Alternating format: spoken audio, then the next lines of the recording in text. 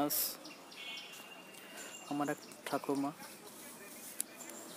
সে লোক থেকে পরলোকে চলে গেছেন। তার কাজের, যা আমরা আঞ্চলিক ভাষা বলি শ্রাদ্ধ, বৈষ্ণবদের ভজনের জন্য আজ ওখানে আমার বৌদিরা কচু গাছের ডেগা সুন্দর মতন কাটতে আছে। এগুলো কেটে আমরা পরিষ্কার করে গরম জলে সুন্দরভাবে সিদ্ধ করে তারপর আবার সেকে